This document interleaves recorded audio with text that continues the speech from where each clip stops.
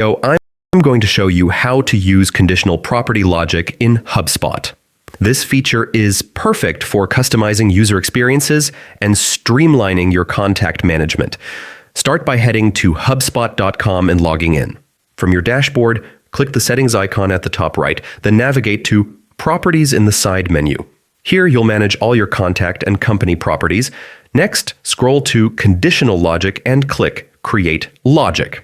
This is where you define rules for when specific properties should appear based on certain criteria. Think about real scenarios your team encounters and build logic that makes data entry more efficient and accurate. Once you've set up your rules, click Save Logic.